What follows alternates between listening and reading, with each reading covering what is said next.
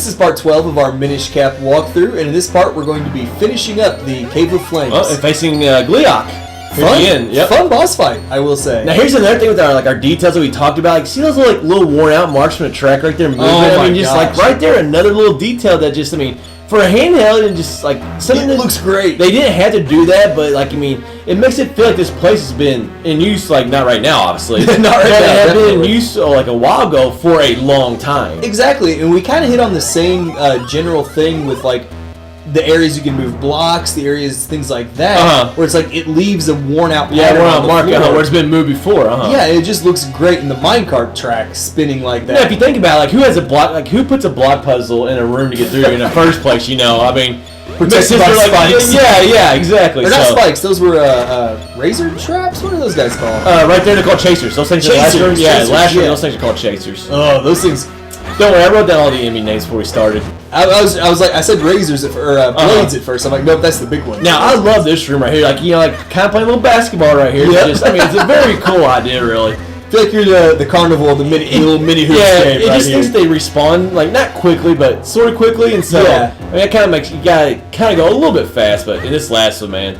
This last one's a pain because like you just don't get like a proper. That's too short. You don't get a backboard. Yeah, you don't get backboard or anything. So I will say the solution you end up coming up with was such a good idea, and I hate giving you credit for things like that. Oh, I appreciate that, Red. Well, I won't give him credit, but he actually did good. He did good at something. But I didn't realize. I'm not even sure if I realized. Like you can just use your sword to like knock him in when he's in ball form, I guess, or whatever you want to call it. I got a good swing on him right there. That helped. Like, it kind of like changed the direction. Actually, I might not even been thinking about doing that. Yeah. I might just hit him, like trying to get him kind of like out of the way. Where I could grab him, and then it just ended up going that way. It worked out pretty darn well. Now, I love this whole pegging the whole idea, really. I mean, like, it's a concept that had never been used before. It had. I can't remember. Not that I can remember either. I went a little too far there, but no, I just like. I mean, it's a very cool idea, really. It is, like, and they put it to good use. This is the second or third time in this. That's the second time. You got treasure chest on the first one. Yeah, you're exactly right. And it might have been third time. I don't remember. It's somewhere in there. Yeah. And you're right. It's just a fun, like, little different idea to drag this whole pillar, you know, into the hole that you can actually reach what was on top of it. I didn't figure it out the first time, though. I guess I just did not put two. It's one of those things, like, when we see a new mechanic in Zelda games, I've never think about doing that mechanic. And then, like, in hindsight, it looks so obvious. If it's never happened before, then we can't do it. We can never, if it's not happened in a Zelda game before, I cannot do that. Plus, let's be honest, if you're looking at this on a handheld, that's how I think about it. I agree, but I mean, if you're looking at this on a handheld, I mean, it doesn't necessarily look like those holes are like actually holes. They could be just boulders. They could be almost anything. How do those things look like boulders? If you're just glancing at it casually, but or if you don't think, I think they definitely look like holes. Well, they do once you drop the peg in there. There's so many jokes that can go along. We're gonna let that one slide. This room, I love this room. It's actually a lot of fun. Yeah, like. I mean, it's kind of cool. You see the big key right there, and I think we saw the boss door just a little bit up just right there. Top, yeah. But like, you know, you think it'd be like, oh, it's gonna be easy. We're gonna grab that big key right there, and then bam, right in the boss. But it's really that's not what happens. No, it takes us a few tries to get all the way around this room. It's cool spending this much time over the lava. I love how it's all put together. Just having this much lava. Yeah. I mean, we've had some other rooms with lava, but I mean, this thing is just stacked with lava. And now this is a neat trick. I mean, you kind of mentioned before the cane is like a bit of a weapon you use over and over. I never even thought of it as an actual weapon until you start blowing up those pots.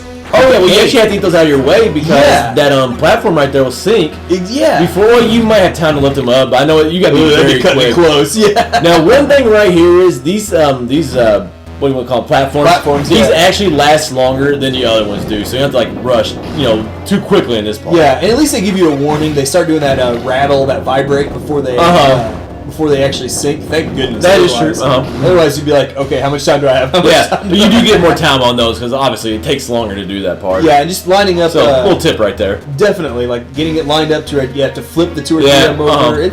We don't have a lot of tips, so when we have one, we want to put it out there. I thought that was a great move right there. You just had, by the way. The way back is not so smooth. Well, I got a little too cocky, man. I got a little too cocky, and like You try to power through it. You get you try. You try to power through it, and it just did not work. I'm the exact same way though. It's like once you hit that one time, you're like, screw it. I'm just gonna go. Usually when you get hit, like you kind of like you're flashing for a while, and you can't get hit again. But in this game, like you're, I guess you can get hit quicker. I guess I'm trying to say after you get hit. Your period of invulnerability is not very long. That was a lot better vocabulary than me. So thanks a lot, Red. I'm sitting here struggling for like a 4-letter word, and you like use a whole sins of like. I'm just trying to articulate. Now you see, I thought. Well, I'm gonna go get the dictionary for our next part. All right. Either way, we got to what we were trying to say. You'll be over here talking the whole time. I'll be looking at words just to throw in here and there. Not relatable to Zelda in any single way. And this is absolutely off topic. That reminds me of the movie The Program, where this guy's like, he gets a dictionary, he's like, I'm going to learn a new word every day. Talking about. And sorry, that is way off topic. We're back in this main room here.